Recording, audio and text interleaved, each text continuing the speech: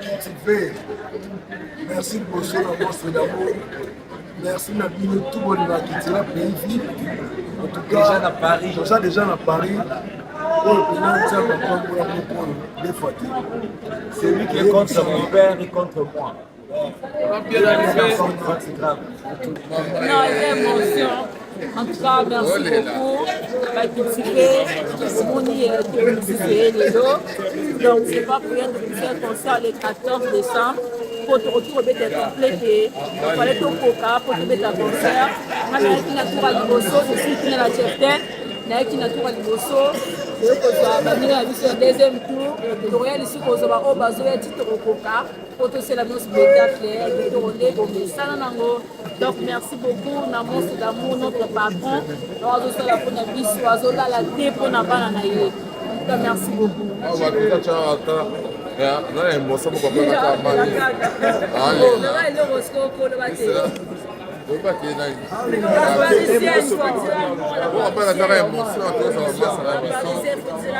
Deuxième équipe, déjà dans ma bonne, on a toujours lancé un Monstre d'amour chez nous. Donc, toujours combattu, mais jamais ça va battu. Donc, on est ensemble les 14. Les 14. Dans l'aéroport, il y a un soir. La mission de Fouaye sur le 1er juin, quand il est à la concert, il y a un musicien. Quand il est dans le bac, il est incomplété. Donc, c'est quand il y a un titre pour qu'on ait le podium.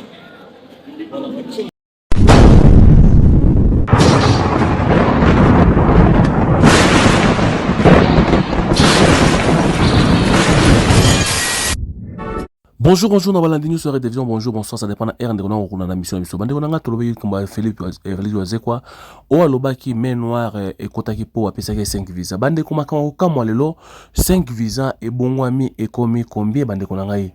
Aloba ya kobeta concert po ba pesa ki visa muke ba boela ki main noire ezaki na sima. Lelo nde kona biso waze ko na bitu so changer langage to pe. Bande ko ngai ba musicien bango oyo ba koti. Baza ko kota pe ba kota. Après premier au 5e, le lot auto côté sous 5 bakoti lobi ba musu bakota bande konanga elo koni ba musicien congolais bazanango waze kwa alobaki ya solo lukuta alobi mais noir ezali ba pimi le visa a PC 5 visa mais comment le ba musicien musu bakoti na ba visa o bazui eza fallait pour pas oyo asola na téléphone nde moto a décanté situation na to eza problème mususu peuple congolais na zwaki émission ngabité na me kolakisa na Congo waze kolbaki main noire ezalaki ba pimi le visa a PC 5 visa pamba ya kopeta concert yango reportaki concert na oui effectivement ba musicien musu bakomi lelo au le 1er juin bande konanga est-ce que tozali koloba nini na kati ya communauté makambo oyo eza nini bolanda ye moko na sima bolanda ndenge ba musicien bakoti na kati ya poto bolanda. Toutes mes salutations à vous les fans. Je vous dis merci pour votre soutien pour le concert de l'Adidas Arena. Seulement, c'est avec regret que je vous annonce le report de ce concert qui devra avoir lieu le 1er juin, mais qui finalement aura lieu le 14 décembre. Vous qui avez les billets, pouvez les garder et continuer à acheter les billets pour cette nouvelle date. La raison, c'est que je n'ai pas pu avoir les visas nécessaires pour pouvoir faire ces concerts. Sur les 39 visas demandés, on ne m'a donné que 5 visas. Vous conviendrez avec moi qu'avec 5 visas, c'est difficile de faire de la chorégraphie. C'est difficile de pouvoir faire du spectacle. C'est pourquoi en accord avec mon producteur WS Prod, en accord aussi avec la salle de l'Adidas Arena, nous avons jugé bon de reporter ces concerts pour le 14 décembre.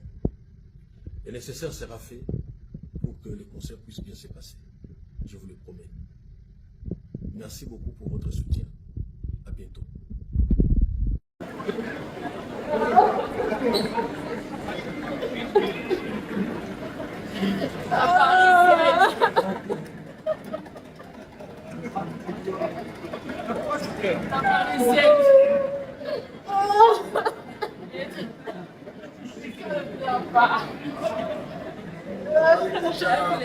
Cultivé. Merci de bosser dans Monstre d'amour. Merci de tout le monde qui tient pays vite. En En tout cas, toza déjà na Paris. C'est lui qui est contre mon père et contre moi.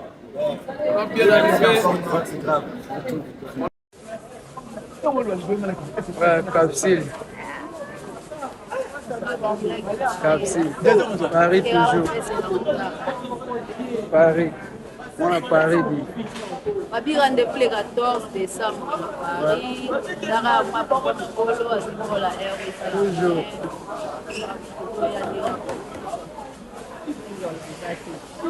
Toujours. So tsanga bilokati na bilokati. Attends. Ouais.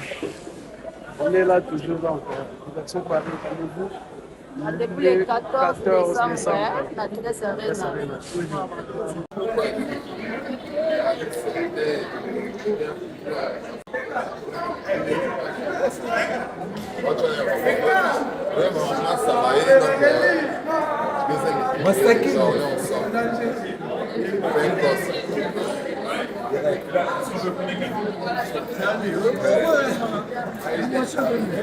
C'est sûr.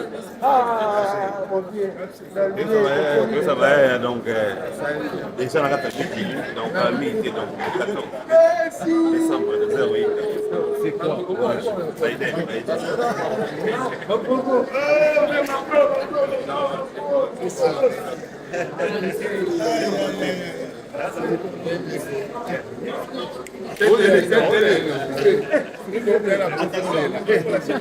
Non, émotion.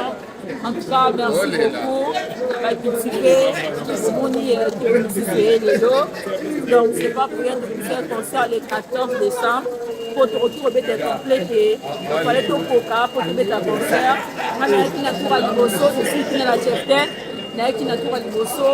Je vais sur le deuxième tour. Je vais ici pour au bazo et titre au coca. Pour tout c'est la même spectacle. Donc, merci beaucoup. Namos d'amour, notre patron. Nous avons la bonne vie, nous avons la dépôt na banana. Merci beaucoup. Não é emoção para comprar na cama. Vou bater na Vou comprar na emoção, deuxième équipe, il y a déjà dans ma bonne, on a toujours lancé, on a vu comment c'est dans Angelo. Donc, toujours combattu, mais jamais ça a battu. Donc, on est ensemble. Les 14. Donc, plaisir à trop. Donc, vous êtes un master. C'est un donc vous avez les bons. En tout cas, un ami qui va en trop, ça déjà aussi. Deuxième équipe payée. Vous avez déjà. Président Félix Oisé commence avant tout à ça la première mission bananae. Donc, tout mis déjà à Paris, nous avons mis sur le station pour le voici Charles cultivé aux la délégation déjà. Ça déjà recevé là. Ils ont matché ketchup non de ces petits tchèques. Je vais prendre une photo avec vous? Oui, c'est toujours. C'est ça.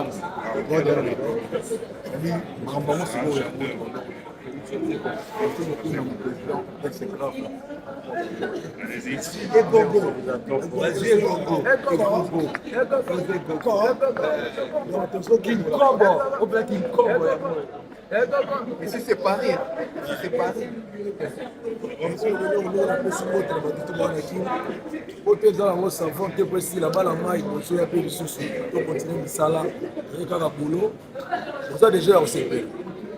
Deuxième commando, les bonnes choses commencent. Et les bonnes choses commencent maintenant. Donc déjà à Paris, le 14 décembre, vous avez cette Arena. Merci encore à Merci encore, président. Dans l'aéroport, l'aéroport, la mission de Foubaye sur le lot samedi. 1er juin, quand ils ont la concert, ils ont aussi la mission. Moi, je suis incomplète. Donc, si vous avez un mission, vous avez un podium. Voilà, la mission de Foubaye, bon, qui n'a rien qui n'a premier tour.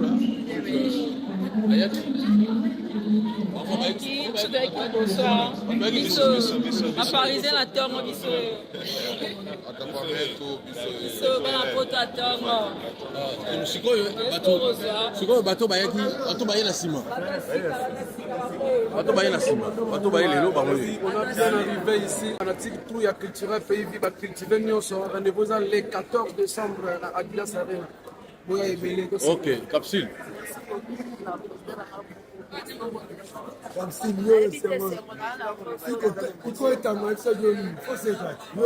On est deuxième tour, deuxième premier. Eclipse, yo za mutakala zala ko. Wa matasika batu nzamba sa mikolo. Deux fois te. Donc deuxième tour. Richard de Gaulle. OK, mais vous avez 5. Vous avez 5. Internet a lobby déjà. OK, donc 5 autres bails les bango. Voilà. Kembuke banoyaka boinda munda muti to kokabiso nyoso. Voilà. Tu l'as payé vie. To betaka incomplété.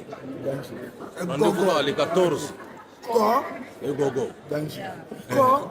King Kobo. King Kobo. King Kokila. Donc, à cultiver. Et l'autre, dans l'aéroport, au deuxième peloton. La culture pays, il va comme il est là. Il faut qu'il y ait un son d'embrouillé. Quand il y a un on se fait la macasse. On sert, on a la qui a reporté Pambati. La ligne qui a reporté pour. Il fallait tous à la toujours comme on a déjà brûlé. Toujours comme on a libéré la moto. Donc, il y a un ligne qui a la moto. Vous pouvez mettre un concert à 5. Vous pouvez mettre un concert à 10. Vous pouvez payer pour faire tout ça. 30 à 35 personnes, 40 personnes qui sont dans le podium, il y a un an. Donc, ça, le 14 décembre. Merci de vous faire confiance. Monsieur Boussoubaye, on est total de l'Union, de l'Union et habité. On va tout Boussoubaye. Visa, ils ont manqué caca. Vendredi à 16h. 23h, on a un avion. On a connu les lots. Samedi, la tombe. Nous avons un report à Roissy. Voilà. Donc, la première information, ils ont encore la mission qui est payée. Quand on a toujours une malamoko émission. Après l'émission, on a un hôtel, un hôtel. Et c'est quand on allait, on a laissé ma chambre, on va pas. C'est tout, on va casser. Bientôt. L'important, c'est de continuer là. Merci beaucoup. Radi TV nde makambo alobi Radi TV nde makambo 2024 biso nyonso mingi Radi TV to s'abonner chaîne na biso ya kitoko chaîne na biso ya malamu so lingo zo makambo nyonso ya RDC na Radi TV. Merci mon ami Emmanuel na Irlande chaîne ya kitoko sale biso Radi TV mingi to s'abonner. Tous à la sur le Congo, politique, sport, théâtre, musique, Mamounia sur le Congo, Radi TV, Azana pour les Congolais, tout, vous êtes partout au monde, sur le bala étranger, au bala mondial, au bala ouest africain, au bala boé, yebisa mobali na yo, yebisa mwasi na yo, ata la famille Radi TV.